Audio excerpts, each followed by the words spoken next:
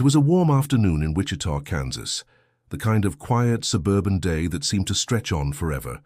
Eric Johnson, a 16-year-old high school junior, had been walking to his friend Jake's house, just a few blocks away. He'd left his own house around 3:30 p.m., as he had many times before. His mother, Carol, was in the kitchen, humming to herself as she prepared dinner. The neighborhood was as familiar to Eric as the back of his hand. The green lawns, the neighbors waving as they watered their gardens, the distant hum of lawnmowers and kids playing in their yards. It wasn't the first time Eric had walked to Jake's house. In fact, it was routine, part of the rhythm of small-town life. He didn't have any reason to feel nervous. The walk was short, and he knew everyone along the way. The streets were quiet, the houses well kept, and nothing unusual ever happened in Wichita. But something did happen that afternoon. Carol, finishing up her chores, glanced at the clock. 4:30 p.m. A strange, unsettling feeling gnawed at her stomach. Eric was never late, and the thought that he might be delayed for some reason was completely foreign to her. She went to the door, stepping outside, scanning the street for her son. The sight of empty sidewalks and quiet houses only made her heart race faster. She waited, calling out his name once, twice. No response. She walked to Jake's house, hoping maybe Eric had decided to stay longer, caught up in some game or conversation. When she knocked on the door, Jake's mother opened it with a confused expression. "Carol, is everything okay?" she asked. "Have you seen Eric?" Carol's voice trembled. "He hasn't come by yet," Jake's mom replied, shaking her head. "He said he was coming over this afternoon." "I thought he was already here." The air felt suddenly thick, and Carol's heart dropped into her stomach. She immediately called the police. But deep down, she already knew. Something had gone terribly wrong. Hours stretched into the night as a search was organized. Neighbors, friends, and even strangers scoured the streets, calling out for Eric, retracing the path he'd taken earlier that afternoon. Carol paced back and forth, her mind racing through every possible explanation. Maybe he'd been hurt. Maybe he'd had an accident. But why hadn't he called? Why hadn't he come home? The police arrived shortly after. Detective Tom Reynolds, a seasoned officer with years of experience in missing persons cases, took charge of the situation. His calm demeanor belied the storm of worry swirling in the pit of his stomach. Eric was a local boy, a familiar face in the community. He had no enemies, no reason to run away, but something didn't add up. "I'll need to take a look around, talk to some people," Reynolds said to Carol, his voice steady but firm. He wasn't ready to panic yet, but he wasn't foolish either. Disappearances like this didn't always have simple explanations. The investigation began immediately. Eric's friends, his teachers, anyone who had seen him that day, nothing stood out. His school records were clean, his social media accounts showed nothing alarming. He was just gone. Carol couldn't stop thinking about the things she should have noticed. Had he seemed off the past few days? Had he mentioned anything strange? She racked her brain, but nothing came to mind. There were no signs of any trouble in his life, no indication that he was hiding something. And yet, here she was, standing in the cold night air, hoping beyond reason that her son would walk back through that front door. As the hours passed and the night deepened, the search effort continued. But by the following morning it was clear. Eric was gone. Detective Reynolds sat in his car, staring at the small map of Wichita spread across his dashboard. The city, normally so safe, had now become a labyrinth of confusion. No one knew where Eric was, and no one had seen him since he stepped out of his front door. A cold chill settled over the town as the news of Eric's disappearance spread. In the coming days, the search would expand, reaching farther into the neighboring counties, and the entire community would be drawn into the mystery of the missing teenager. But for Carol, this was only the beginning of an unrelenting nightmare that would follow her every day for years to come. The case of Eric Johnson was now officially a missing persons case. But in the back of Carol's mind, she couldn't shake the growing feeling that this wasn't just a random disappearance. She had seen the way the neighbors had reacted, how the police were suddenly asking questions about Eric's habits, his friends, his life. Something about it didn't sit right with her. Something was off. And deep down, Carol knew that the answers wouldn't come easily.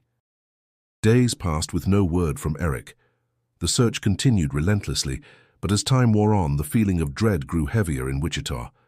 The sun began to set earlier each day, casting long shadows over the streets, and the town started to feel like a place trapped in a fog of uncertainty. People walked with their heads down, eyes scanning every corner, every face, as if expecting to see something, anything that could explain what had happened to Eric.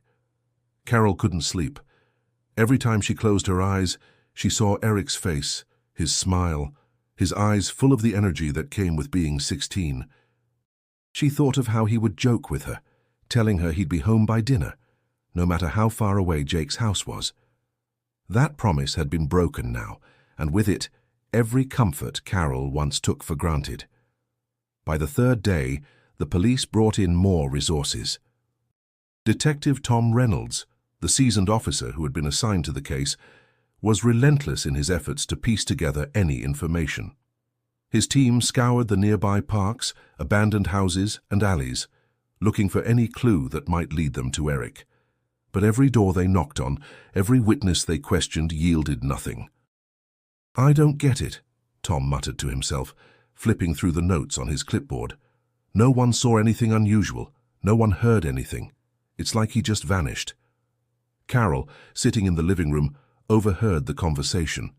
The house felt unnervingly silent now, every creak of the old wood floor a reminder that Eric wasn't there. She stood up, pacing, the weight of the situation pulling at her chest. "Detective," she called, her voice breaking as she stepped into the hallway. "Is there really no one who saw anything? No one heard anything?" Tom turned to her, his eyes weary but steady. "We're doing everything we can, Carol, it's just—" He trailed off, trying to find the right words. "There's no sign of foul play, no evidence of an abduction. It's as if he just walked off, but why would he leave without telling anyone?" Carol shook her head, the frustration building inside her. He wouldn't just leave, not without a word. Not without a trace.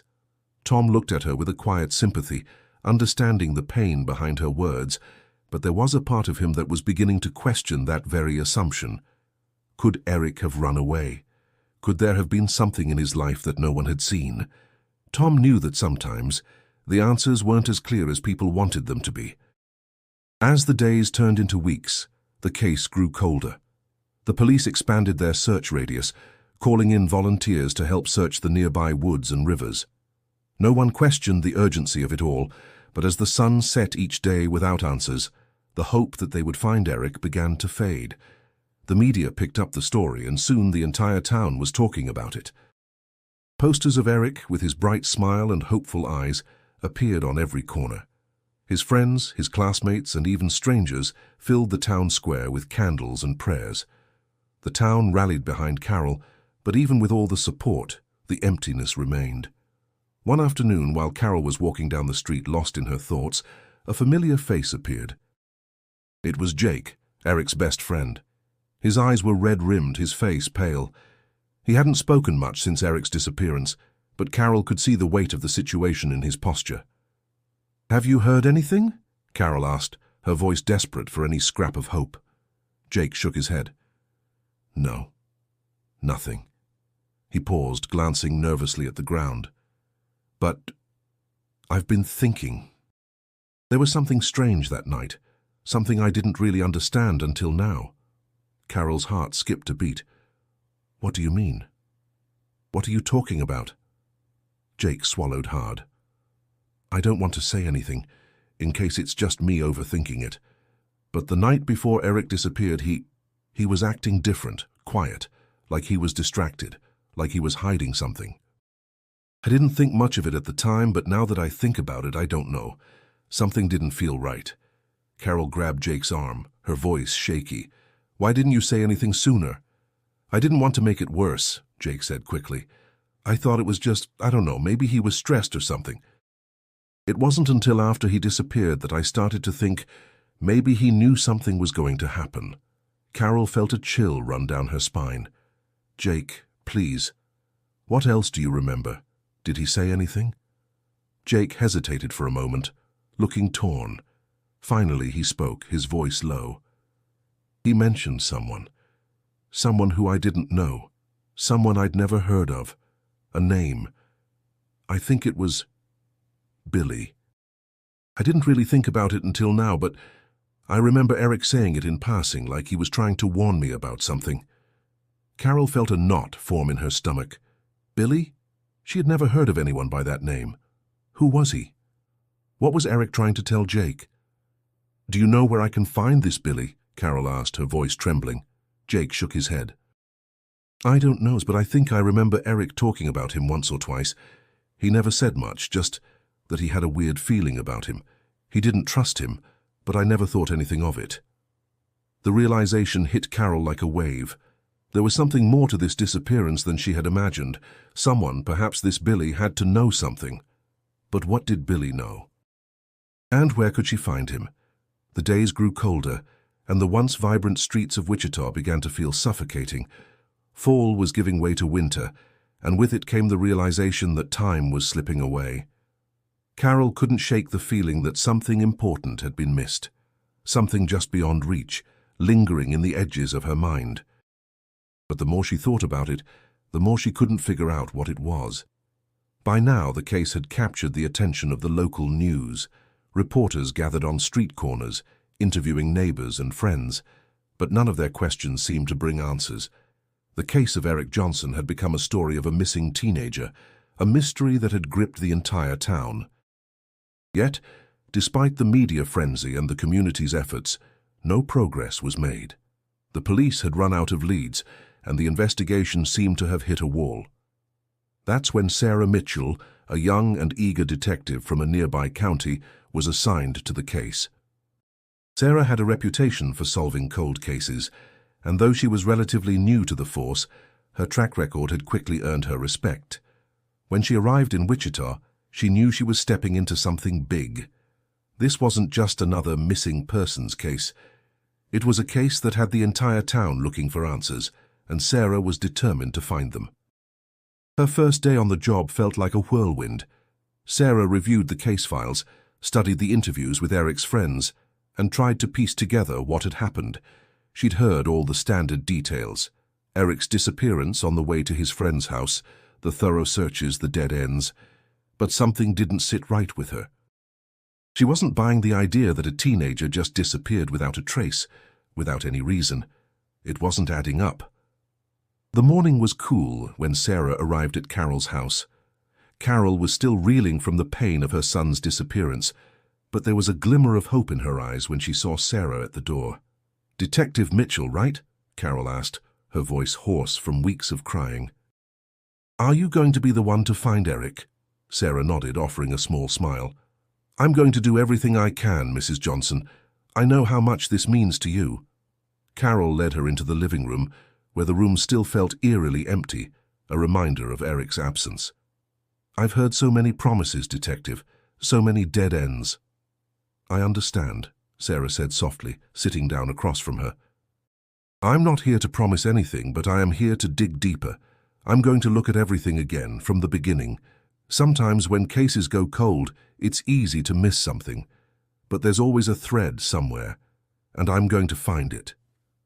Carol looked at her for a moment, as if trying to gauge whether Sarah truly understood the pain she was living with. Finally, she nodded. "I appreciate that. I just want to know where my son is. I don't care if he's dead or alive. I just want to know what happened." Sarah took a deep breath, the weight of the situation pressing on her. "I'll need to talk to everyone who was involved in the case. Your family, your neighbors, Eric's friends. I'll be thorough." Carol gave her a small, grateful smile. "I'll do whatever it takes. Just find him." As Sarah left the Johnsons' house that afternoon, she felt the weight of the responsibility pressing down on her shoulders. The search for Eric wasn't just about finding a missing teenager. It was about restoring the sense of safety that Wichita had lost. For everyone involved, this case felt personal, and the town would never be the same until the truth came out. Her first stop was Jake's house. The air had turned cold and the skies were overcast, threatening rain. She knocked on the door, and Jake answered almost immediately, his face tight, as though he hadn't expected a visit. "Detective Mitchell?" he asked, his voice strained. What do you want?" "I'm just here to talk," Sarah said gently. "I know it's hard, but I need to ask you a few more questions about Eric." Jake hesitated for a moment before stepping aside to let Sarah in. He led her to the living room, where his mother sat in the corner, silently knitting. Sarah could feel the tension in the room, the unspoken grief that hung in the air like a thick fog. "I know this is difficult, Jake," Sarah said softly, her voice calm. "But anything you remember, anything at all, might help us find Eric. You mentioned before that Eric had been acting strangely the night before he disappeared. Can you tell me more about that?" Jake shifted in his seat, his eyes darting to his mother before looking back at Sarah. I didn't really think about it until now, but yeah, Eric was definitely different. He was quiet. Not like him at all, he just seemed off, like he was hiding something, but I didn't press him, I didn't think it was important. Maybe it wasn't." "Jake, it could be important," Sarah pressed, her voice more insistent now. "You need to tell me everything. If Eric said anything unusual or if there was anything out of place, no matter how small, it could be the key we need." Jake bit his lip, thinking. "There was one thing," he said slowly. "I don't know if it means anything, but the night before he disappeared, Eric mentioned a guy named Billy. I never heard of him before. He said he didn't trust him, that's all. But it stuck with me. Maybe he was trying to warn me, or maybe I'm just overthinking it. But it didn't seem right. Billy. The name felt important to Sarah, like a missing piece of the puzzle she had been searching for. "Where do I find this Billy?" Sarah asked urgently. Jake shrugged. "I don't know, I didn't think Eric was serious, so I didn't ask, but I think he mentioned him once or twice before. He didn't go into detail, but he definitely didn't like him." Sarah stood up, her mind already racing through the possibilities. She had a new lead. Billy. Who was he, and why had Eric been so wary of him? She had to find out. As she left Jake's house, the dark clouds overhead seemed to match the uncertainty in her mind. One thing was clear. The investigation was far from over, and it was about to take a darker turn. Sarah Mitchell spent the next few days diving deeper into the case. The town of Wichita, once so familiar, had become a maze of dead ends. Despite her best efforts, the leads seemed to evaporate as quickly as they emerged. But there was one lead that refused to be ignored. Billy. Jake's mention of the name had been a whisper, but it lingered in Sarah's mind like an unanswered question. She couldn't let it go. Billy was the key. There was something about the way Eric had spoken of him that made Sarah believe he was more than just an idle mention. She decided to revisit the interviews with Eric's friends, going over every word, every subtle nuance. She re-examined the statements from the neighbors, the teachers, the police. Everyone spoke of Eric in glowing terms as a boy who was kind, easygoing, and well-liked. But the more Sarah read, the more she found herself drawn to one detail. Eric's behavior had changed just before his disappearance. He'd been acting distant, distracted, and perhaps even fearful. But why? The weather had grown colder, a biting wind sweeping across Wichita, leaving the town under a heavy gray sky. The season was shifting, leaves were falling, and with them, so was the sense of certainty Sarah had once held. Was this just a case of a troubled teen running away, or was something darker at play? Sarah picked up the phone and called Detective Tom Reynolds, who had been overseeing the case until her arrival. He'd been quiet lately, perhaps resigned to the idea that they were running out of options. "Tom, I think we're missing something," Sarah said when he answered. "I don't think Eric just disappeared on his own. I think someone might have been involved." Tom sighed. "Sarah, I don't know if that's true. Everything points to him leaving on his own, no signs of forced entry, no evidence of a struggle. His personal belongings were all left behind. I just don't want to raise false hope." "I know, but hear me out.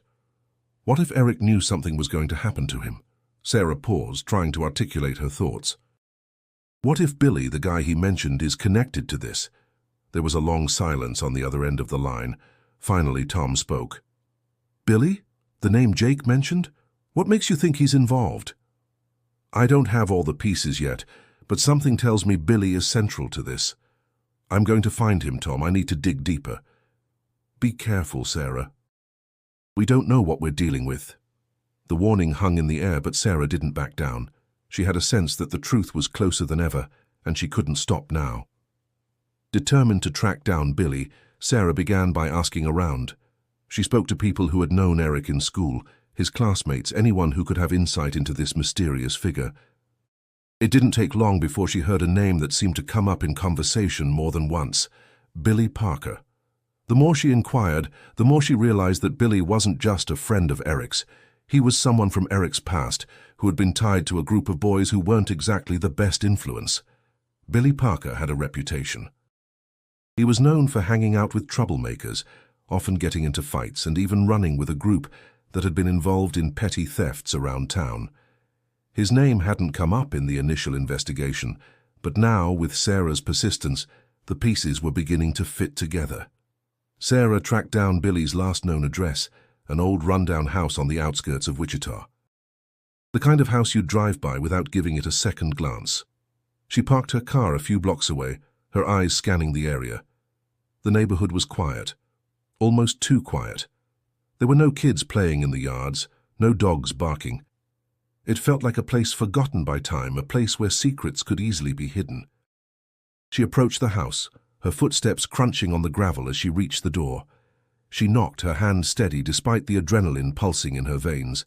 The door creaked open, revealing a man who looked nothing like the one she had imagined. Billy Parker was tall, with dark hair that hung in his eyes and a rugged face that seemed older than his years. He didn't smile when he saw Sarah, just studied her with a wary look. "What do you want?" Billy asked, his voice gravelly. "I'm looking for information about Eric Johnson," Sarah said, her tone firm but not confrontational. "I know you knew him. I need to know everything you can tell me about him." Billy hesitated, his eyes narrowing. "I don't know what you're talking about." Sarah didn't flinch. "You were friends with him, weren't you? And he mentioned you, Billy. He said he didn't trust you." The words hung in the air like a challenge. Billy's eyes flickered, and for a moment Sarah saw something in his gaze, a flash of something darker, but he quickly masked it, stepping back and shutting the door halfway. "You better leave, lady," he said, his voice low and defensive. "I don't know anything about Eric." But Sarah wasn't ready to give up. "I know you're lying, and I'm going to find out what happened to him, whether you help me or not." Billy didn't respond. Instead, he just stood there, his hand gripping the doorframe as if trying to hold on to something. Sarah stood her ground for a moment longer, but eventually she turned away and walked back to her car, her mind racing. This was it. She was getting closer. Sarah's visit to Billy Parker's house only left her with more questions. As she drove away, she couldn't shake the feeling that Billy knew more than he was letting on. His evasive behavior, the way he had tried to shut the door so quickly, all of it pointed to something darker. Billy wasn't just a scared teenager, he was hiding something. The next morning, Sarah sat at her desk in the police station, sorting through the growing pile of files. She had a list of people she needed to talk to, places to investigate, and still the case felt like an enormous puzzle with most of the pieces missing. Her mind kept returning to Billy and the cryptic mention of him by Eric's friend, Jake. The more Sarah thought about it, the more she realized that there was a history between Billy and Eric that no one had talked about. It wasn't just a passing mention, it was a thread that, if pulled, might unravel everything. Sarah knew she had to dig deeper into Billy's background. It wasn't just about finding Eric anymore, it was about understanding why Billy was so significant, why Eric had feared him, and why he had seemed to want to warn others about him.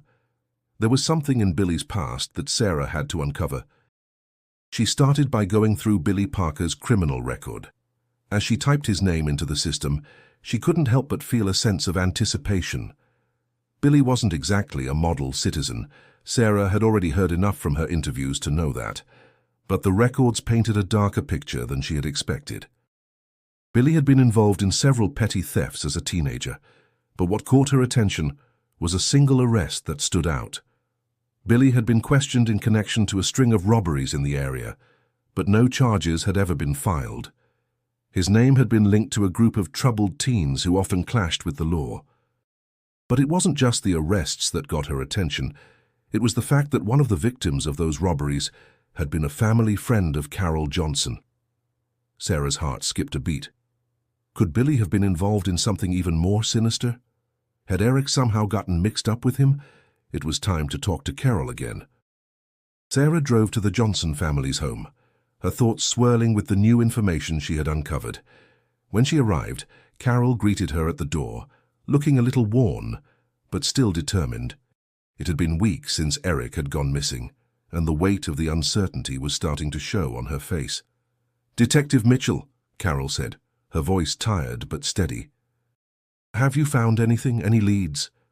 Sarah hesitated for a moment before answering. She had to be careful, but she couldn't keep the information from Carol any longer. "Mrs. Johnson, I've been looking into Billy Parker," Sarah began, "and I found something that I think you need to know." Carol's eyes immediately darkened, her face tightening as she waited for Sarah to continue. "What is it?" "What did you find?" "Billy's name was tied to a series of robberies a few years ago. One of the victims was a close family friend of yours, someone who knew Eric." Sarah paused, watching Carol's reaction. She could see the shock in her eyes. Billy's name kept coming up during the investigations, but nothing was ever proven. "Still, I think we need to take a closer look at him." Carol stood there for a moment, digesting the information. Then her expression hardened. "I don't know why Eric would have been involved with someone like that. He was always so careful about who he spent time with. He never mentioned Billy to me before, but it makes sense. Eric was always hiding something. I thought it was just normal teenage stuff, but I should have known better." The weight of the situation was clear on Carol's face. She was seeing the pieces fall into place, but it wasn't the way she had hoped. "So, you think Billy had something to do with Eric's disappearance?" "I'm not sure yet," Sarah replied cautiously, "but I think it's possible that Billy's past could be tied to this. There's a chance that Eric got mixed up with him in a way we didn't realize. If Eric was trying to distance himself from Billy, it could explain why he was acting so strange in the days before he disappeared." Carol nodded slowly, her mind working through the possibilities. "I always thought I knew my son, but I was wrong. Maybe there were things he didn't tell me. I just wish I had known what he was going through." Sarah's voice softened. "No one can predict these things, Mrs. Johnson, but we're going to find out what happened to Eric. We're getting closer, and I promise you, we'll keep pushing until we get answers." Carol wiped her eyes, her expression full of a mix of sadness and determination. "Thank you. I don't know what I would do without you." Sarah offered a quiet nod before standing up to leave. She couldn't help but feel the heavy burden of the case pressing on her. This wasn't just about solving a crime, it was about finding the truth and bringing it to light. But with every revelation, it seemed like the truth was becoming harder and harder to grasp. As Sarah drove away from the Johnson house, the chill in the air seemed to match the cold knot in her stomach. She was no closer to finding Eric, but with each step she took, the layers of the mystery were beginning to peel back. Billy Parker was at the center of this, and the deeper Sarah dug, the more she realized just how much danger was involved. But there was something else, something Sarah couldn't shake. Eric had been afraid of Billy. Why? What had Billy done to him? It was time to get answers, and Sarah wasn't going to stop until she did. The sun had barely started to set when Sarah arrived back at the rundown house where Billy Parker lived.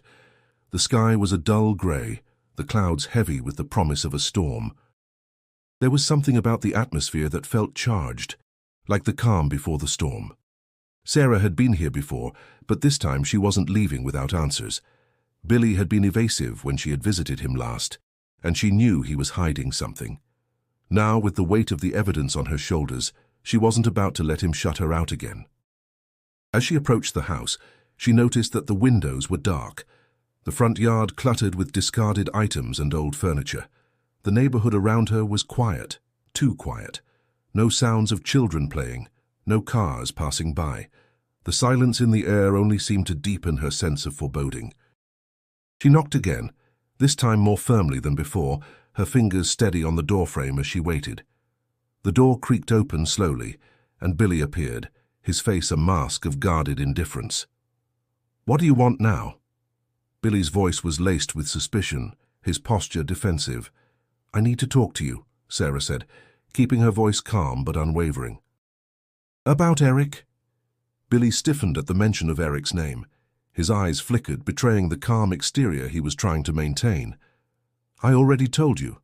I don't know anything about Eric," Billy muttered, starting to close the door again.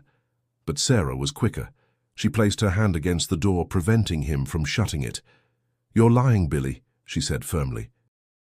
"I know you know more than you're letting on. Eric mentioned your name before he disappeared, and I know you're hiding something." Billy's gaze hardened, but he didn't speak right away. For a moment, there was only the sound of the wind rustling the trees outside, the weight of the unspoken words hanging in the air between them. "You don't know anything about me," Billy finally said, his voice low, dangerous. "You don't know what I've been through, what I've seen. You have no idea." "I know enough," Sarah shot back, refusing to back down. "I know that you've been involved in crimes, that you've been tied to thefts and violence. And I know that Eric was scared of you. He didn't trust you.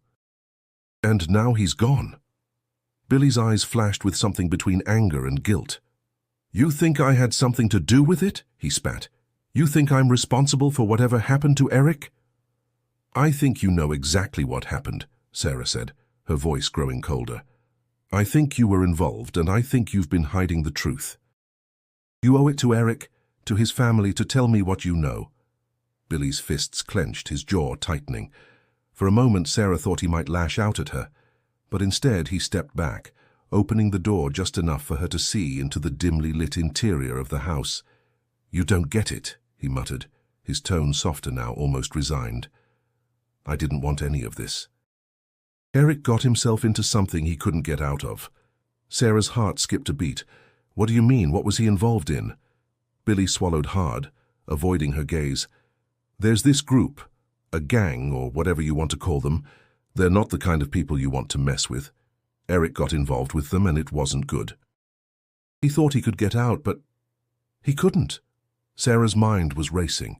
This was the first real clue she had gotten, the first concrete piece of information that could explain why Eric had been acting so strange in the days leading up to his disappearance.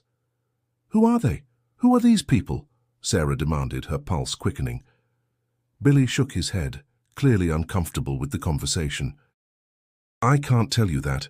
You don't know what they're capable of. They don't care about anything or anyone. If you start poking around, you'll only make things worse. Believe me, I've seen what they can do." "Billy, you're already in this," Sarah pressed. "You're already involved. You need to help me. Help me find Eric." Billy hesitated, his eyes flickering with fear. For a moment, Sarah thought he might finally open up, but then he closed off again, his walls going up.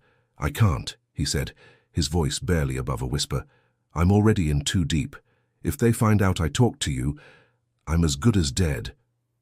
Sarah took a step closer, her voice softening. "Billy, I'm not going to let them hurt you. But you need to tell me what happened. If you don't, the only person who will suffer is you, and Eric's family." Billy looked down, his eyes filled with conflict. He was torn between fear and guilt, between his own safety and the possibility of doing the right thing. "I don't know where he is," Billy said finally, his voice cracking. "I don't know where Eric went after everything went down. But I know he was trying to get away from them. He was scared, I saw it in his eyes, but I couldn't help him. I was just trying to stay out of it, stay alive." Sarah's heart sank. "You're saying Eric tried to escape, but you didn't help him?" Billy nodded slowly. "I couldn't. I thought if I stayed away, maybe they'd leave me alone. But they don't forget. They don't let go. And now I'm stuck." Sarah stepped back, her mind working through the information she had just received. Billy wasn't the answer, but he was a piece of the puzzle.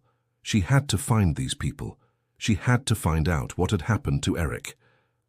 "Thank you for telling me this," she said, her voice steady, though she felt a storm brewing inside her. "But I need more, Billy. I need to know where Eric is." Billy's eyes were full of regret, but he said nothing more. He stepped back into the house, closing the door behind him, leaving Sarah standing in the darkened porch. The storm had finally arrived, and Sarah knew it was only the beginning. Sarah's heart raced as she walked away from Billy Parker's house, her mind filled with his words. The storm had arrived, and the wind howled around her, echoing the turbulence inside. She had learned more than she had expected, but it wasn't enough. The puzzle pieces were still scattered, and she had no clear picture of what had happened to Eric Johnson. But one thing was clear. Eric had gotten tangled up in something far darker than anyone had anticipated. Billy had confirmed that Eric had tried to get away, that he had been scared. That was the first real clue she had gotten, the first sign that Eric's disappearance wasn't a random event. But if Eric had tried to escape, why hadn't he succeeded? What was this group that Billy spoke of, and why had Eric been so afraid of them? The streets of Wichita were empty as Sarah drove back to the station, the rain beginning to pour in thick sheets. The headlights of her car cut through the darkness, illuminating the wet pavement in front of her. She was tired, but she couldn't afford to stop. Not now. Not when she was this close. As Sarah pulled into the parking lot of the police station, she saw Detective Tom Reynolds standing near the entrance, his hands shoved deep into his pockets as he stared out into the rain. He looked up when he saw her approach, his expression unreadable. "Any luck?" Tom asked, his voice low. Sarah shook her head, her jaw clenched in frustration. "I spoke to Billy again. He told me that Eric was trying to get away from a group, a gang, something like that, but he didn't give me any names and he didn't tell me where Eric went. He's scared, Tom. He's scared of what this group can do." Tom frowned, stepping closer. "A gang? Why didn't Billy say anything sooner?" "Because he's scared," Sarah repeated, her voice sharper than she intended. "He didn't want to get involved, but now I'm starting to think this whole thing goes deeper than we realized. Billy's not the only one who's been hiding things. There's more to this than just Eric running away." Tom's face darkened as he processed what Sarah was saying. "We need to find out who's behind this group.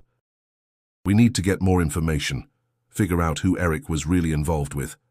"I know," Sarah said, her voice tinged with determination. "I'll keep digging. But I need more. More than just what Billy can tell me. We need names. We need a connection.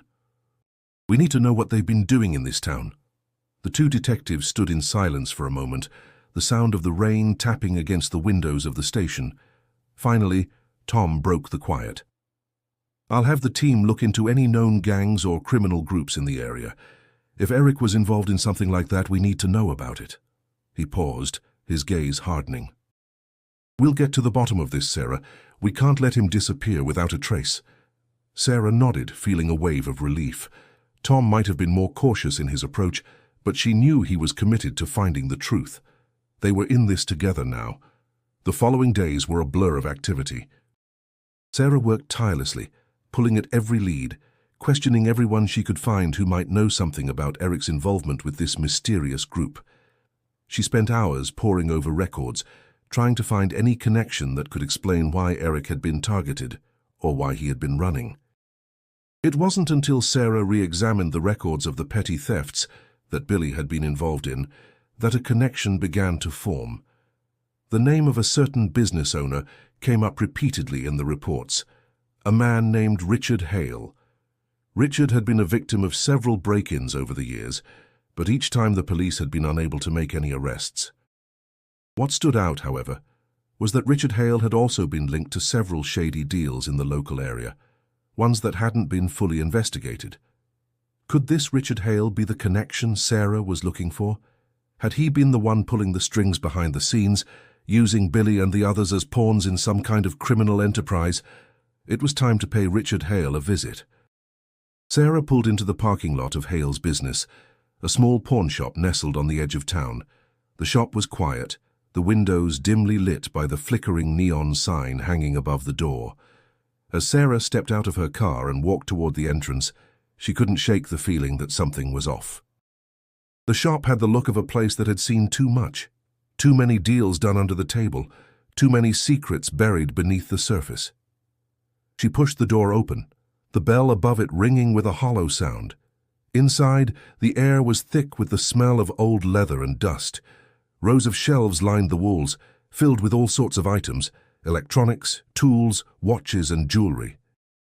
Richard Hale stood behind the counter, his back to her as he sorted through some paperwork. He was a tall man with a scruffy beard, his clothes a little too worn for someone who ran a business. When he turned around, his expression was one of quiet surprise. "Can I help you?" he asked, his voice guarded. "I'm Detective Sarah Mitchell," she said, her tone firm. "I need to ask you some questions about Eric Johnson." Richard's face tightened, his eyes narrowing slightly. "Eric Johnson? I don't know what you're talking about." "Don't lie to me," Sarah said, stepping closer. "I know you're involved with a group of criminals in this town, and I think Eric was trying to get away from you. He's gone, and I think you know why." Richard's demeanor shifted for a split second, but he quickly regained his composure. "I don't know anything about Eric or any group. You're mistaken." Sarah leaned in, her voice low and controlled. "I don't believe you. I know you were connected to some of the same people Billy Parker's been running with. I need to know where Eric is." "You're going to help me." For a moment Richard stood there, silent, his face a mask of reluctance. But then something in his eyes changed. Whether it was fear or guilt, Sarah wasn't sure, but he was finally starting to crack. The air inside Richard Hale's pawn shop felt colder than it had any right to be. Sarah stood in front of the counter, her eyes locked on Richard's as the silence stretched between them. The quiet hum of the fluorescent lights above seemed almost deafening, a reminder of how tightly the atmosphere had tightened. Richard shifted his weight from one foot to the other, clearly uncomfortable under her unrelenting gaze. His eyes darted to the side, avoiding hers, his fingers twitching on the counter, as if he were considering whether to run or confess. "You don't need to do this," Sarah said softly, her voice calm but firm. "You don't need to protect anyone anymore. This isn't just about you anymore, Richard. This is about a kid who's gone missing. And you know what happened to him." Richard's lips pressed into a thin line. His posture stiffened, and for a brief moment, Sarah thought he might turn her away, like everyone else had done. But then, the mask cracked. His eyes lowered, and his shoulders slumped as though the weight of the world had just descended upon him. "I never meant for any of this to happen," Richard muttered, his voice thick with regret. "Eric, he got caught up in something he couldn't get out of. I tried to help him, but it was too late." "Help him with what?" Sarah pressed, taking a step forward. "What exactly did you get involved in, Richard?" Richard ran a hand through his hair, his fingers shaking slightly. He seemed to be grappling with something deep inside, weighing whether to speak or stay silent. Finally he sighed, and his words came out in a low whisper, as if he were confessing a long-held secret. "There's a group, a dangerous one. They do more than just steal. He paused, then looked up at Sarah, his eyes wide with fear. "They deal in things that people shouldn't mess with." Sarah felt the hairs on the back of her neck rise. "What kind of things, Richard? Drugs? Weapons? What are you talking about?" His voice dropped even lower, almost to the point where she could barely hear him. "All of it. Drugs, guns, and worse. They control a lot of the town from the shadows. People are afraid of them. If you owe them money or if you cross them in any way—" He trailed off, his eyes flicking nervously around the room. "You don't get to walk away. Ever." Sarah's pulse quickened. This wasn't just a case of petty criminals anymore. This was something far more dangerous, something that threatened not just Eric's life but the safety of everyone in Wichita. "Eric was involved with them?" she asked, her voice steady despite the storm of thoughts racing through her mind. Richard nodded slowly, the weight of his words settling over him like a heavy cloak. He didn't mean to get involved. He was just trying to make some money, trying to help his mom. But they saw him as an easy mark, and before he knew it, he was in over his head. "Why didn't you tell anyone? Why didn't you help him sooner?" Sarah demanded, her frustration rising. Richard's face twisted in guilt. "I couldn't. I was already too far in with them. If I tried to help him, they would have turned on me. I thought if I kept my distance, I could stay out of it. But Eric didn't know what he was up against, and now he's gone." His voice cracked as he spoke, and for a moment, Sarah saw a man who was truly broken, his regret deepening with every passing second. "Where is he, Richard? What happened to him?" Sarah asked, her voice growing more urgent. "Please, you have to tell me." Richard swallowed hard, his eyes glazing over as though he were reliving something painful. "I don't know where he is now," he said quietly, his tone full of defeat. "But I know what happened to him. They took him. After he tried to back out, after he tried to walk away from the deal, He trailed off, looking down at the counter again, as if he couldn't bear to say the words. "Tell me," Sarah urged. "I need to know what happened." Richard choked on the words, shaking his head as if he were trying to block out the memories. "They beat him. They hurt him, Sarah. They wanted to make an example of him, show the others what happens when you try to walk away. I tried to stop it, but I couldn't. I couldn't do anything. After that, they took him somewhere. I don't know where, but they made it clear that if I said anything, I was next." Sarah's mind reeled. She had known it wasn't going to be easy, but hearing the horror that Eric had been subjected to, was almost too much to bear. And yet, she couldn't stop now. Not when she was this close to finding the truth. "Where did they take him, Richard?" she asked again, her voice cold with determination. Richard didn't answer immediately. His eyes flicked to the door, then back to Sarah, as though he was trying to figure out how to escape the situation he had created. But in the end, he knew he had no choice. He had to tell her. "I heard them mention an old warehouse on the edge of town," he said, his voice barely a whisper. "It's been abandoned for years, but they use it to keep people like Eric. People who don't do what they're told." Sarah felt her breath catch in her throat. She had a name, an address, a place where Eric could be, but she also knew this wasn't going to be easy. This wasn't just a matter of finding Eric anymore. It was about taking down a criminal operation that had been running under the radar for far too long. "Thank you, Richard," Sarah said, her voice steady despite the whirlwind of emotions inside her. "You've done the right thing." Richard didn't respond. He just stood there, his face hollow with regret. As Sarah turned to leave, the weight of the truth pressed down on her like a crushing force. She had found the location. She had the answers. But she also knew this was only the beginning of a dangerous journey, a journey that could cost her everything. The warehouse loomed in front of Sarah like a dark sentinel, hidden away on the outskirts of Wichita, far from the town's bustling center. The storm had only grown worse as the evening wore on, the wind picking up, carrying with it a bitter cold that cut through her jacket. The sound of the rain beating against her car's windshield was deafening, the rhythmic thud drowning out her thoughts. But even with the storm's fury outside, Sarah's mind remained focused on one thing: Eric. She had finally found the place, the old, abandoned warehouse Richard Hale had mentioned. It was exactly as he described. A large, decrepit building surrounded by overgrown weeds and rusted metal fences. No lights, no signs of life. Just a cold, isolated structure that seemed to be hiding more than just its decaying walls. The adrenaline coursed through Sarah's veins, but so did a knot of fear. She knew this was the moment. This was where it all led. The answers, the danger, the truth. And yet, standing before the building, Sarah couldn't shake the sense that she was walking into a trap. She reached for her radio, taking a steadying breath before speaking into it. "This is Detective Mitchell. I'm at the warehouse. I need backup now. We're going in." Her heart beat louder in her chest as she waited for the response, the seconds stretching on like hours. The sound of her own breath seemed too loud in the silence. Finally, the radio crackled to life. "We're en route, Sarah. Stay safe. We're 5 minutes out." 5 minutes. Sarah didn't have 5 minutes to wait. With a quick glance around, she stepped out of her car, her boots sinking into the wet earth as she moved toward the entrance of the warehouse. Her flashlight cut through the darkness, the beam sweeping across the cracked concrete, revealing broken windows and graffiti that covered the walls like a veil. The place looked abandoned, but Sarah knew better. She had seen enough to know that a place like this could hold secrets, dangerous ones. She reached the door, hesitant for only a moment before pushing it open. The heavy door creaked as it moved, and Sarah winced at the sound, knowing it could alert anyone inside. But there was no turning back now.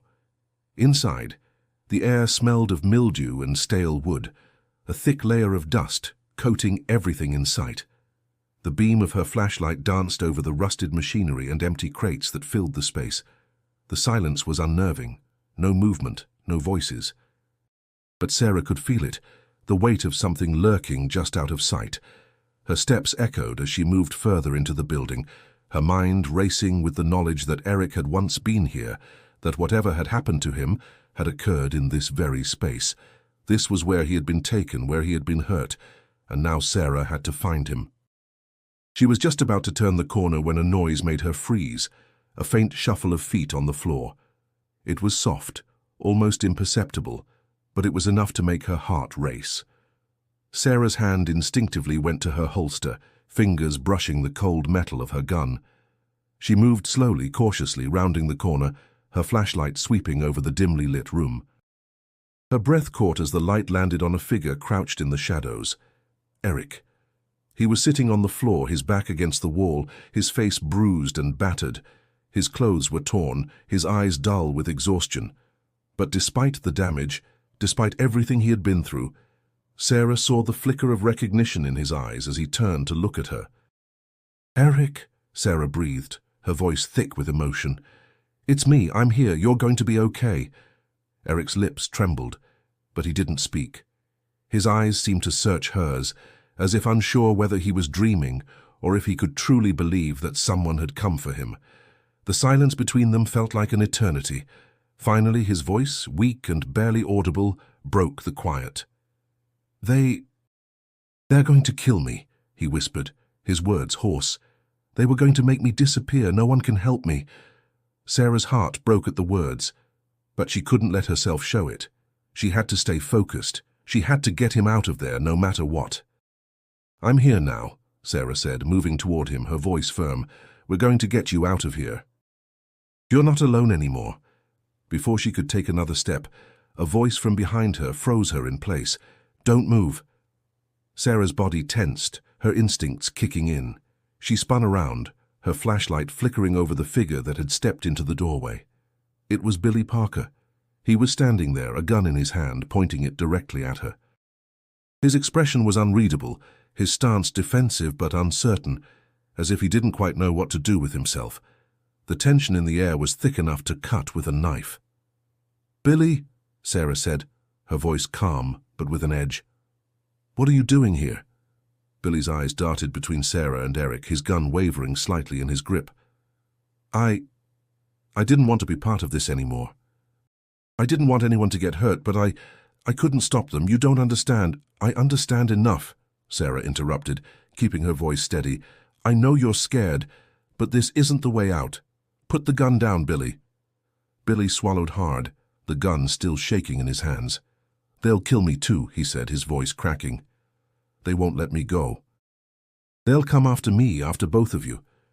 "Not if we stop them first," Sarah replied, stepping closer, keeping her hands visible. "You don't have to do this. Help me stop them." The standoff hung in the air, the seconds stretching on. Billy's eyes flickered with indecision, his grip loosening on the gun as the weight of the moment hit him. He was cornered, and deep down, Sarah knew he was scared. But she also knew this was his chance to do the right thing, to help them all get out of this alive. Finally, Billy's shoulders slumped in defeat. The gun lowered, and his hands trembled as he dropped it to the floor. I didn't want it to go this far," Billy whispered, his voice barely audible. "But I can't let them hurt you." "I know," Sarah said quietly, her voice full of relief. "We're getting out of here, together." As the distant sound of sirens began to echo from outside, Sarah reached out to help Eric to his feet. The truth had finally been revealed. The storm wasn't over yet, but they had a chance to fight back. The sirens were growing louder, a steady hum in the distance as Sarah helped Eric to his feet. His body was frail, his movements slow and unsteady, but he was alive. That was all that mattered. They had to get out now. Billy stood frozen for a moment, his gaze flickering nervously toward the shadows where he had been hiding just moments before. The weight of what he had done hung in the air like an unspoken truth. He had lowered the gun, but the tension in his posture hadn't left. Sarah could see the fear still gripping him, the fear of retribution, the fear of what might happen to him now that he had betrayed the group. "Come on, Billy," Sarah urged, her voice calm but urgent. "We don't have much time." Billy swallowed hard, his eyes darting toward the back of the warehouse, as if expecting someone to come charging through the door at any moment. He glanced at Eric, who was leaning heavily on Sarah for support, and then back at her. The indecision was clear in his eyes. "I don't want to die," Billy muttered, his voice shaky. "You don't know what they're capable of. They'll find us. They always find people who try to escape. They won't find us if we leave now," Sarah said firmly, keeping her hand on Eric's shoulder as they moved toward the exit. "I'm not letting them hurt you or Eric anymore, but you need to help me." Billy hesitated, his hands trembling at his sides. The sirens were getting louder, closer now. Sarah could feel the time slipping away. "Please," she said, her voice softer now, a plea. "Help us. Help Eric." It's not too late to make things right. For a long moment, Billy just stood there, his chest rising and falling with shallow breaths. Sarah could see the struggle in his eyes, but finally, something shifted. The tension in his shoulders eased, and he nodded once, a small, reluctant gesture. "I'll help," he said, his voice barely above a whisper. "But we need to move fast. I know where they'll be coming from. They'll have a car, maybe two. If we go out the back, we can cut through the alley and head toward the old road. It's the fastest way out of here." "Lead the way," Sarah said, her voice steady as she moved with Eric toward the back of the warehouse. Her eyes scanned the shadows, every instinct on high alert. The danger was far from over, and they couldn't afford to waste any time. The warehouse was dark, but the faint light from the streetlights outside illuminated the broken windows, casting long, eerie shadows across the floor. As Sarah and Eric made their way through the warehouse, she couldn't help but notice how the air seemed to grow heavier with every step they took. The walls, the floor, the abandoned machinery, they all held memories of something darker, something that would haunt this place long after they left. Billy led them down a narrow hallway to a back door that was partially open. He glanced around one last time, his eyes scanning the surrounding darkness for any sign of movement. "Stay close," he whispered, stepping outside into the alley. The air was cold and damp, the rain still coming down in steady sheets. It was the kind of night that made everything feel even more dangerous. But they didn't have a choice. They had to keep moving. Billy moved quickly, his steps silent on the wet pavement. Sarah followed close behind, keeping a firm grip on Eric's arm as he stumbled beside her. The alley was narrow, cluttered with debris and discarded items, but it provided them with the cover they needed. As they reached the end of the alley, Sarah's breath caught in her throat. There, parked near the street, was a dark SUV, just as Billy had described. The engine was running, its headlights cutting through the rain-soaked night, but they weren't the only ones moving. A figure appeared at the other end of the alley, emerging from the shadows. Sarah's heart raced. It was one of the men from the group. He was armed, his movements confident as he made his way toward them, oblivious to the fact that they were already on the move. "Get down!" Billy hissed, grabbing Sarah and pulling her into the shadows. They crouched low, their backs pressed against the wet brick wall of the alley. Sarah's breath was shallow, her hand gripping the edge of Eric's jacket as she held him close. The man passed by, his attention focused elsewhere. It was clear that he was looking for something or someone, but fortunately he didn't seem to notice them. As the figure disappeared into the distance, Sarah breathed a quiet sigh of relief. She couldn't afford to relax, not yet. They had to get to the car, and they had to get there without being seen. "Now," Billy whispered, his voice urgent. They moved again, faster this time, their footsteps quick and quiet as they approached the SUV. Billy opened the passenger door, signaling for Sarah and Eric to get in. She helped Eric into the seat, making sure he was safely inside before climbing in herself. Billy jumped into the driver's seat and slammed the door shut, his hands gripping the steering wheel tightly. "Hold on," he muttered, his voice tense. "We're not out of this yet." With a roar of the engine, they sped off into the night, the sound of the tires skidding on the wet road mixing with the constant thrum of rain against the windows.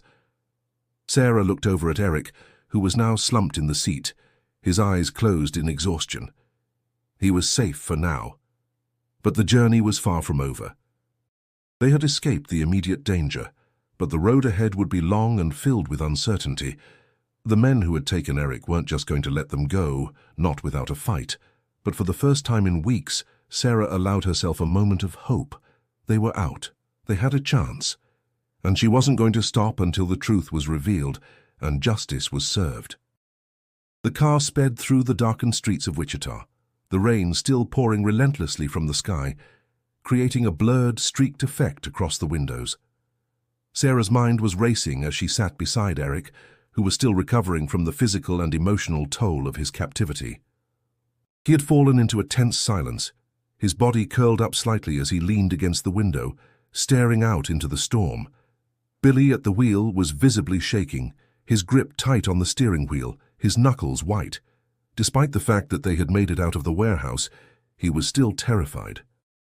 The fear of what they had just escaped from and what they could still be running toward hung heavily in the car.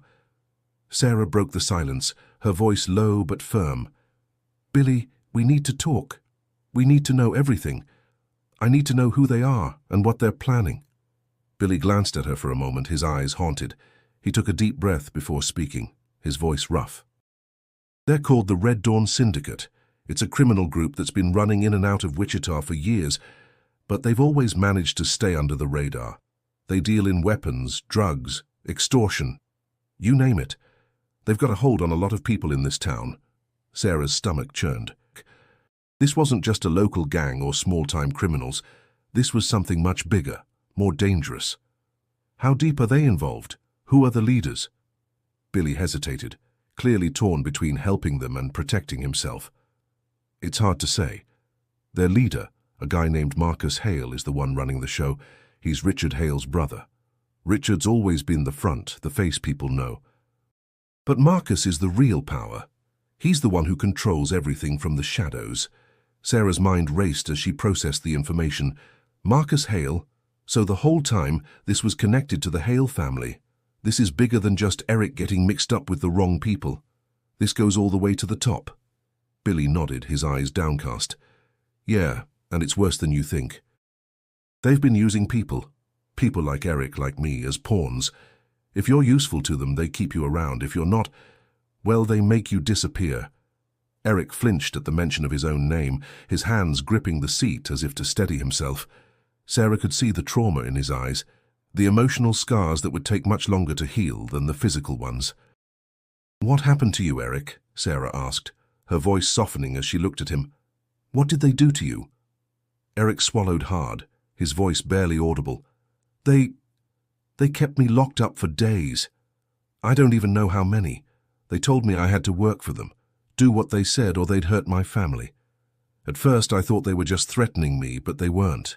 They hurt people. They made me do things I didn't want to do." Sarah's heart ached for him, but she couldn't afford to dwell on it now. They needed to focus. "We have to stop them. If Marcus Hale is still in control, we need to take him down. He's the one who's been pulling the strings all this time." Billy nodded slowly, glancing nervously in the rearview mirror. "It's not that simple. Marcus isn't just some petty criminal. He's got connections. He's tied in with people who are a lot worse than him. If we go after him, it won't just be the syndicate we're up against. There are people out there with a lot of power, and they don't care about anything but money." Sarah's resolve only grew stronger. "I don't care what it takes. We're going after them. They've hurt too many people already, and I'm not going to let them hurt anyone else." Billy's eyes flickered with something close to fear. "You don't understand. He's not just going to let you walk in and take him down. He's got his men everywhere. In the police force, in businesses, hell, even in the city government. If we go after him, we'll be walking right into a trap." "Then we'll set our own trap," Sarah said, her voice growing more determined. "We've already got the pieces. We've got the information. All we need is the right moment." Billy shook his head, the fear never fully leaving his eyes. "It's not going to be that easy. Marcus won't give up without a fight." As they approached the outskirts of town, the tension in the car was palpable. The rain was still coming down, but the flashing lights of police cars illuminated the dark streets ahead. They had made it out, but Sarah knew the danger wasn't over. The more she thought about it, the more she realized that Marcus Hale wouldn't just back down. They had already survived one close call tonight. The next confrontation would be much more dangerous. The road they were driving on was desolate, surrounded by fields and sparse buildings. They passed the faint outline of a small, forgotten neighborhood, the kind of place where nothing ever seemed to happen, but Sarah knew that this was the calm before the storm. Marcus Hale was about to realize they were coming for him, and she wasn't going to let fear stop her now. Billy's voice broke the silence again, this time softer, more resigned.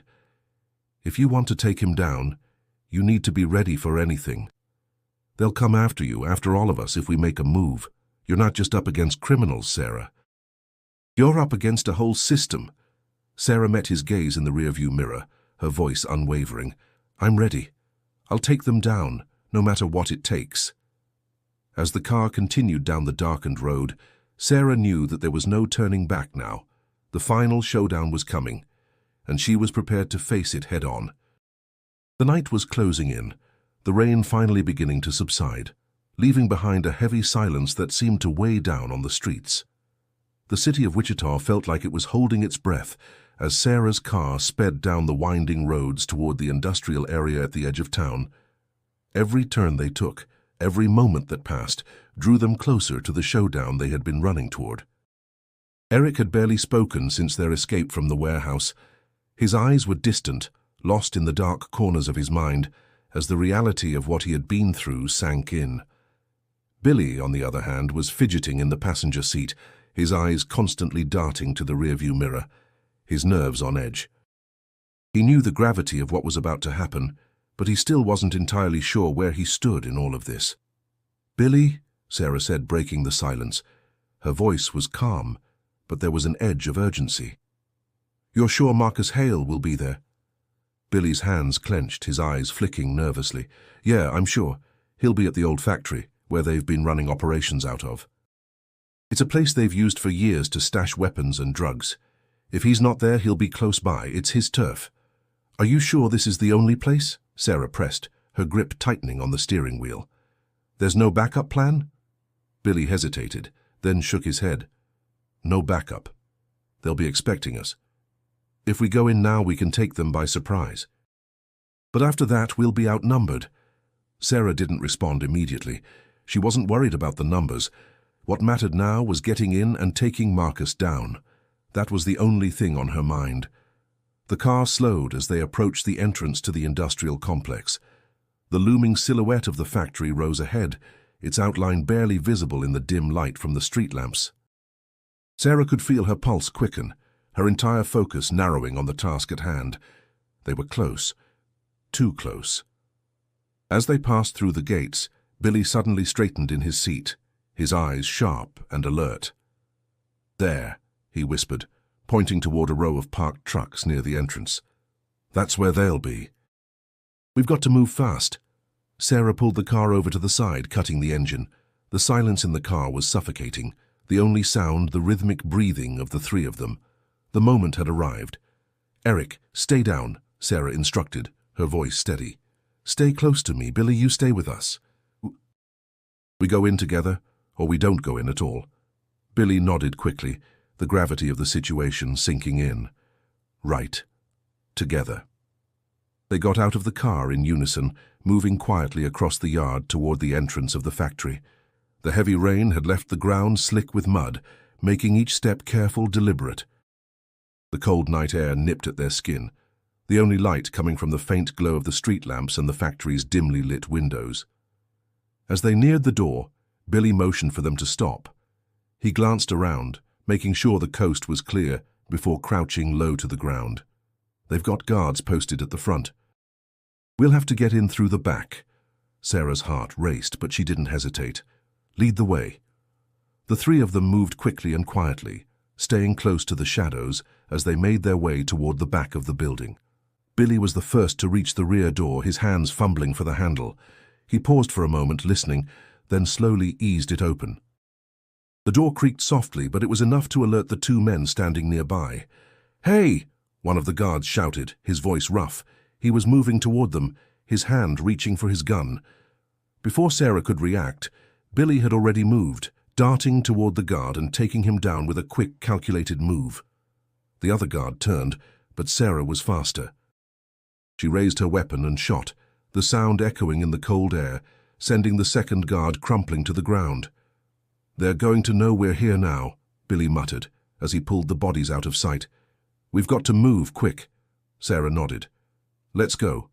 We're almost there." They entered the building, the dark, cavernous interior of the factory greeting them with an eerie silence. The floors were slick with oil, the dim light casting long shadows across the machinery that had long since been abandoned. Every step felt amplified in the emptiness of the space. Billy led the way, navigating them through the winding halls and corridors with practiced ease. They moved swiftly, making sure to keep their voices down to avoid attracting attention. Finally, they reached a large metal door, the unmistakable sound of voices coming from within. Billy motioned for Sarah and Eric to stop as he slowly pushed the door open, just wide enough for them to peer inside. Marcus Hale stood at the center of a small group of men, his back to them as he spoke in a low, authoritative voice. Sarah could hear his words, the menacing tone of his commands. "We take out anyone who gets in our way," Marcus said, his voice cold and steady. "This is bigger than us now. We've got connections. No one is going to stop us." Sarah's blood ran cold at his words. He was talking about something far beyond just the local drug trade. This was an operation that reached deeper than she had anticipated, but there was no turning back now. "Now," she whispered to Billy. With a final glance at each other, they moved as one, rushing into the room.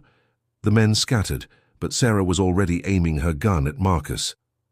"It's over, Marcus." Marcus turned, a look of surprise flashing in his eyes, before quickly morphing into a cold, calculating expression. "You really think you can stop this?" he sneered. "You're too late." But Sarah's voice was steady, her resolve unshakable. "No, Marcus, this is where it ends." Marcus Hale's eyes locked onto Sarah's with a mixture of contempt and disbelief. For a moment, there was silence, an unbearable stillness that filled the factory room. His men stood frozen, unsure whether to advance or retreat, but their unease didn't matter. They had already lost control. "You really think you've won?" Marcus sneered, his voice dripping with arrogance. "You're too small to stop me. Too late to stop what's coming. You're just one woman and a couple of scared kids. You think you can take down everything I've built?" Sarah's fingers tightened around her gun. The cold, metallic weight of it in her hand steadied her. "This ends tonight, Marcus," she said, her voice unwavering. "You've hurt too many people. Your game's over." Marcus smirked, but there was a flicker of fear in his eyes now, just enough to make Sarah believe that she might actually be getting to him. "You don't understand. It's not just about me. It's bigger than you. Bigger than all of us." "Then let's see just how big it really is," Sarah retorted, her eyes never leaving his.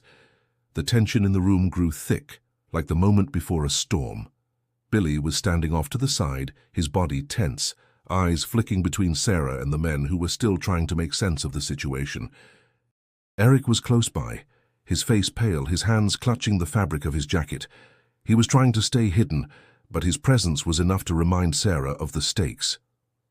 Marcus took a step forward, his men edging toward him, but his voice rang out with the authority of someone used to being in control. "You really think you can take us down?" His eyes glinted with dark amusement. "You don't know who you're dealing with." Sarah stepped forward, matching his movement, closing the distance between them. The floor creaked beneath her boots, a sound that seemed to amplify the gravity of the moment. "I know exactly who I'm dealing with, Marcus. You've manipulated this town long enough. And you're going to pay for what you've done." Billy took a slow, deliberate breath, and Sarah could feel the weight of his unspoken words. He was ready, but unsure. The fear that had clung to him for so long was starting to recede, replaced by something more dangerous, the desire for justice. Without warning, Marcus barked an order to his men. "Get them!" His voice cracked through the air, and the men moved in an instant, rushing forward. But Sarah was faster. She fired her gun, the sharp report echoing through the room. One of the men dropped to the floor with a grunt, clutching his leg. The others hesitated, momentarily stunned by the gunfire. Billy was already moving too. His eyes were cold, his resolve steeled. He wasn't the scared teenager anymore. He was a man who knew what was at stake. He lunged at one of Marcus's men, taking him down in a swift motion. Sarah's eyes flickered to Eric, who was still standing there, caught between fear and confusion. "Get down!" Sarah shouted at him. But before Eric could move, Marcus's voice cut through the chaos. "No one is leaving here alive," Marcus yelled, his voice tinged with panic as his men scrambled to get the upper hand. Billy shoved another man into a pile of broken crates, his breath heavy with adrenaline.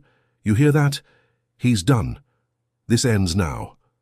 The factory became a battleground. Gunfire rang out, the sound deafening in the hollow space, ricocheting off the walls and sending dust and debris flying. Sarah was no longer just a detective. She was a force, focused, determined, and relentless. She moved with precision, her every step calculated, every action driven by a need to stop Marcus and his men once and for all. Another of Marcus's men lunged at Sarah, but she was ready. She sidestepped, grabbed his arm and twisted, sending him crashing into the ground. The sound of his body hitting the concrete was drowned out by the chaos that followed.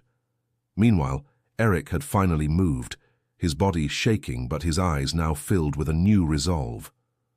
He looked toward the back of the factory, as though searching for a way out. But his gaze met Sarah's and she saw it, the hesitation, the fear. But more than that, she saw the spark of someone ready to fight for his life. "Eric, we need to stick together," Sarah called to him, her voice cutting through the noise. "We're almost there. Don't stop. Stay with us." Eric nodded slowly, his expression changing, the shock giving way to a glimmer of hope. He moved to help Billy with one of the remaining men, the shift from victim to fighter happening before Sarah's eyes. Marcus was still standing, watching the chaos unfold around him. The smug arrogance that had been in his eyes earlier was gone, replaced with frustration and a flicker of panic. "Do you think you've won?" he spat. "You're nothing. Do you really think the law will protect you after this? I've got people everywhere." "We'll see about that," Sarah said, narrowing her eyes. "But it's over for you, Marcus. No more running." She took a step toward him, her gun aimed directly at his chest. He flinched, but he didn't move. For a moment he stared at her, as if assessing whether he had a chance to fight back. "You'll regret this," Marcus sneered. "You have no idea what's coming next." "I think I've already seen enough," Sarah replied, her voice calm but unwavering. She fired once, hitting him square in the shoulder.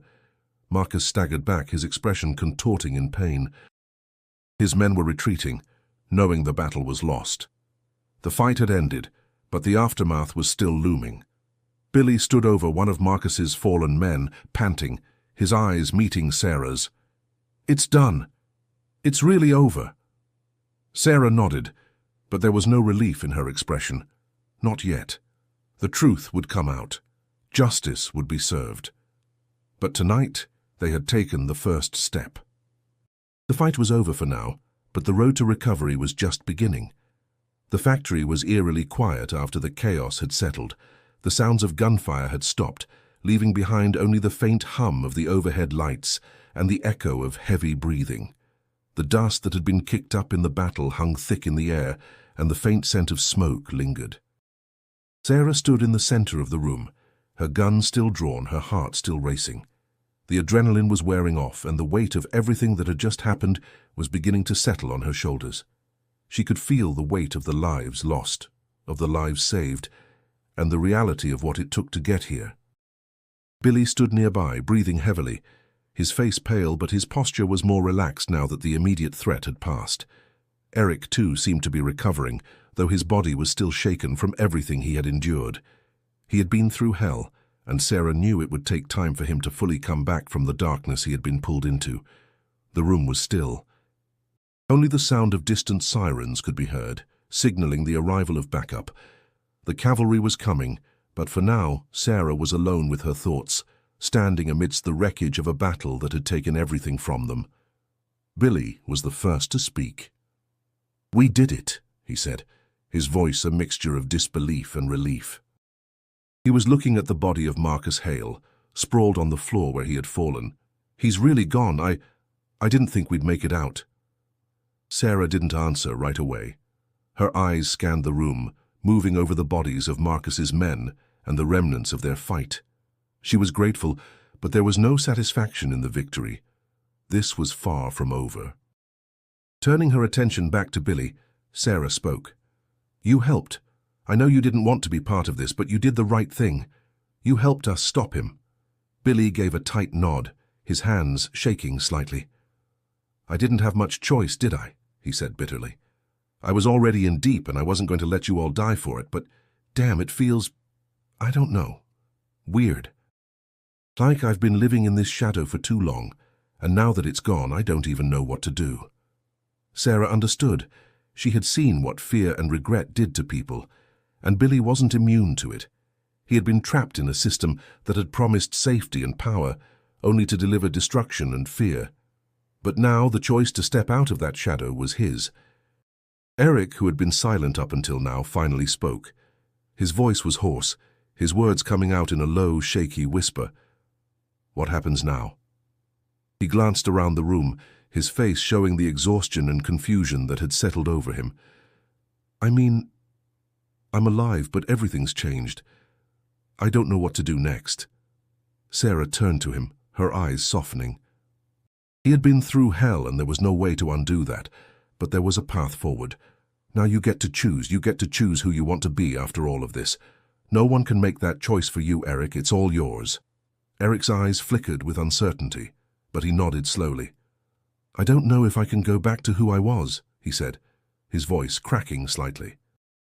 "I don't know if I can forget what happened."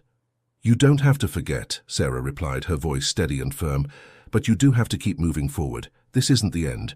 You have a chance to rebuild your life, and it starts with you deciding what comes next." The distant sound of police sirens grew louder, signaling the arrival of the authorities. The reinforcements had finally reached the scene. It was over for now, but the road ahead would be long. The aftermath of tonight's events would ripple out in ways that Sarah couldn't yet understand, but she knew that it had changed everything. In the distance, the first police cars rolled to a stop outside the factory. Officers poured out, weapons drawn, but as they approached, they stopped short when they saw Sarah standing in the middle of the room, surrounded by the bodies of Marcus Hale's men. One of the officers, Detective Tom Reynolds, stepped forward, his face a mixture of disbelief and relief as he took in the scene. "Sarah, it's really over, isn't it?" he said, his voice full of quiet awe. Sarah nodded, her eyes still scanning the room. "It is, but not without a cost. There's still a lot left to do." Tom stepped closer, his expression softening. "We'll take it from here. You did good, Sarah. You did more than any of us could have done." She nodded but didn't speak. The weight of the night was still too much for her to fully process. All of them had survived the ordeal, but the scars, physical and emotional, would remain. As the officers began to secure the factory and gather evidence, Sarah turned back to Billy and Eric. They had both fought hard to survive, and they would have to fight even harder to rebuild what had been broken. "I'm going to make sure you both get the help you need," Sarah said, her voice soft but determined. "This isn't over for you either. You don't have to do this alone." Billy met her gaze, the wariness still in his eyes, but there was something different now, a flicker of hope. "Thanks. I didn't think I'd ever be able to say this, but thank you." Sarah gave him a small smile, the corners of her mouth turning up. "It's the least I can do." As the night wore on, the last of Marcus Hale's men were taken into custody. The storm had passed, leaving behind a quiet calm in its wake. But Sarah knew that while the battle was over, the fight for justice, for healing, would continue. For her, for Eric, and for Billy, it was only just beginning. The morning after the raid on the warehouse, the sun was barely peeking over the horizon, casting a soft amber glow on the city of Wichita. The streets were still damp from the rain, and the air smelled fresh, a stark contrast to the stormy chaos that had unfolded just hours before. Sarah stood outside the police station, her coat pulled tightly around her as she watched the world begin to wake up. She had barely slept. The weight of the past few days, of everything they had faced, was pressing down on her shoulders. But despite the exhaustion, despite the overwhelming sense of loss and pain, she knew one thing: they had made it through. She glanced over at Billy and Eric, who stood a few feet away, both of them quieter than usual. Eric's face was still bruised from his time in captivity, but there was something in his eyes now, a flicker of hope that hadn't been there before. And Billy? Billy was still trying to figure out where he fit into all of this, but Sarah saw something in him now that she hadn't seen before. A man willing to fight for his future, willing to do what was right. "Hey," Sarah called out to them, her voice soft but firm. "You okay?" Eric looked up, meeting her gaze. He hesitated for a moment before nodding, though the pain was still evident in his eyes. "Yeah. I'm okay, just processing everything." Billy, standing next to him, let out a deep breath. "It doesn't feel real, you know? I mean, I always knew there was something off with this town, with Hale and his people, but now that it's all over, I don't know what comes next." Sarah walked over to them, her footsteps steady and sure. She placed a hand on Billy's shoulder, giving it a light squeeze. "That's normal. It's hard to just move on from something like this. But you've got time. No one's rushing you to have it all figured out right now." Billy nodded slowly. "I don't even know where to start." Sarah smiled gently. "That's okay. The first step is getting out of this mess, and you've done that. Now we take it one day at a time." Eric looked over at Billy, then back at Sarah. "I don't know if I can ever go back to what I was. Before all of this, I was just a normal kid. But now, I don't know who I am anymore." Sarah's gaze softened, and she stepped closer to him.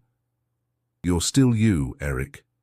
What happened to you doesn't define who you are. You've got a chance to start fresh, to rebuild. And I'll be here to help you every step of the way." Eric's eyes welled up, but he held back the tears. It wasn't the time for crying, not yet. But there was something cathartic in the way Sarah spoke to him, in the way she made him believe that maybe, just maybe, he could have a future after everything he had been through. Billy looked between them, then let out a quiet laugh, though it was laced with a sense of disbelief. "You're both right. I've got a lot to figure out, but at least now I know I'm not alone." "No one's alone in this," Sarah said. "Not anymore." They stood there in silence for a few moments, the sun slowly climbing higher in the sky as the first signs of the day's life began to stir. Cars drove by, people walked past, and life went on as if nothing had happened. But they knew differently. Everything had changed, and they were just beginning to pick up the pieces. As Sarah watched the horizon, her phone buzzed in her pocket. She pulled it out and checked the message. It was from Detective Tom Reynolds. "The evidence is solid. Marcus Hale's empire is crumbling. We've got everything we need to bring down the rest of the network. They're not going to get away with it." Sarah let out a long breath, feeling a weight lift from her shoulders. It wasn't over, but the end was in sight. The pieces of the puzzle were finally falling into place. She looked back at Billy and Eric. "We've still got work to do," she said, her voice steady and determined. "But we've got the truth on our side now, and that's all we need to finish this." Eric nodded slowly, his face set with new resolve. "I'll do whatever it takes. I've lost too much not to fight for what's right." Billy, though still uncertain about everything, gave a short, firm nod. "I'm in, let's finish this." Sarah's heart swelled with a sense of pride. They had come so far, and now together they were going to bring down the rest of the syndicate piece by piece. They had a long road ahead, but for the first time, Sarah felt a true sense of hope. "All right then," she said with a smile, her eyes lighting up with determination. "Let's get to work." As they turned to head back into the station, Sarah felt the weight of the world lift from her shoulders. They had taken down Marcus Hale, but the fight wasn't over. The truth was still out there, waiting to be uncovered, and Sarah was going to make sure it was brought to light. No one would escape justice, not while she was still standing. The sun rose higher, casting its golden light over the city, symbolizing a new beginning for everyone involved. The road ahead was uncertain, but for Sarah, Billy, and Eric, it was a road they would face together. And that was enough.